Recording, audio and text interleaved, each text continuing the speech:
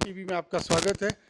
पिछली 17 तारीख को एक 16 वर्षीय गुरविंदर जो घर से निकला था रात करीब 7 बजे के करीब और कहकर गया था कि जल्दी घर वापस आ जाऊंगा।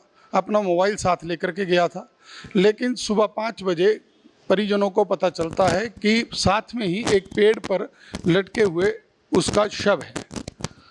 और जब ये पूरी घटना होती है, परिजन जाते हैं, उसको देखते हैं। उसके बाद इस पूरी घटना पर, जिसे आत्महत्या कहा गया कि ये आत्महत्या हुई है, शायद गुरिंदर ने फंदा लगाया है, लेकिन परिजनों ने इस पर पुलिस से मांग की कि इस पर जांच की जाए। ये हत्या का मामला है और पिछले 7 दिनों से परिजन जो हैं वो पुलिस से मांग कर रहे हैं कि हत्या का मामला दर्ज किया जाए, इस पर कार्रवाई की जाए, क्योंकि परिजनों को शक है कि उसकी हत्या की गई है। उसके लेकर के परिजन जो है वो कुछ सबूत भी दे रहे हैं कि हमें इन पर शक है, लेकिन अभी तक परिजन जो है वो पुलिस की कार्रवाई से संतुष्ट नहीं है। आज फिर गोंदपुर जयचंद से परिजन जो है वो एसपी ऊना को मिलने आए। इन्होंने फिर अपनी बात रखी। हालांकि पुलिस का कहना है कि बिसरा रिपोर्ट आएगी और पोस्टमार्टम की रिपोर्ट जो है उसमें बिसरा की रिपोर्ट, उसके बाद तय होगा कि ये हत्या है या किस समय पे हुई, कैसे हैंगिंग हुई, क्या हुआ। लेकिन वो पूरा मामला एक कानूनी है, लेकिन परिजनों का अपना एक रोष है। इसलिए बहुत संख्या में ग्रामीण आज फिर एसपी से मिले हैं, उनसे मांग की है जांच की कि हत्या को देखते हुए जांच की जाए। हम बात करते हैं परिजनों से। उनके गुरिंदर जो 16 साल का नाबालिग था, उसके पिता भी हैं, माता भी हैं, परिजन और भी आए हैं। बात करते हैं। सर ऐसे है कि महर्षि वाल्मीकि गुरुदास यूथ एकता महासभा एक सभा बनी हुई है।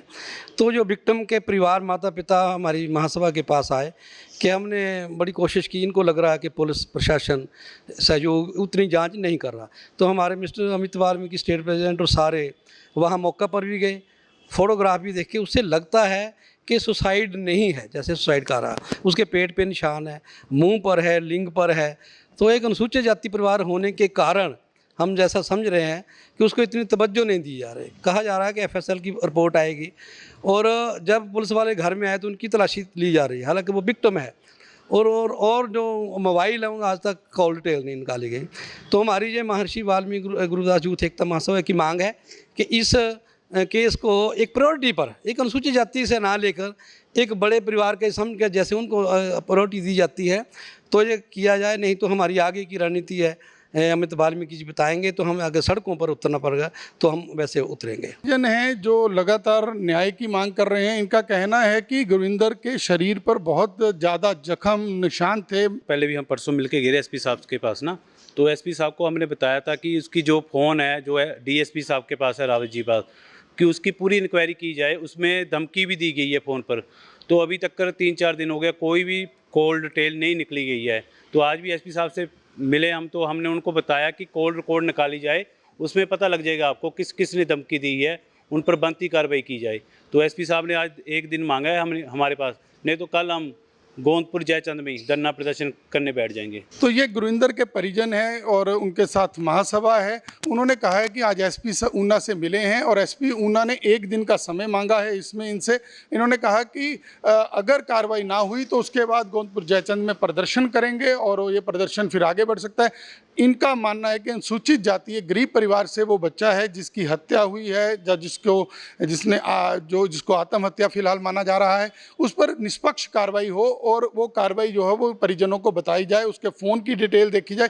जैसा परिजनों का कहना है कि हमने कुछ लोगों के बारे में बताया है, उनसे भी पूछताछ हो। अब देखना ये होगा कि इस पूरे मामले में कैसे पुलिस आगे कार्रवाई करती है। परिजन आने वाले 1 आध दिन में प्रदेश के उप मुख्यमंत्री के साथ मिलकर भी न्याय की गुहार लगाएंगे। अब देखना यह है कि इस मामले में कैसे जो है परिजनों को संतुष्ट पुलिस करती है और कैसे जांच होती है।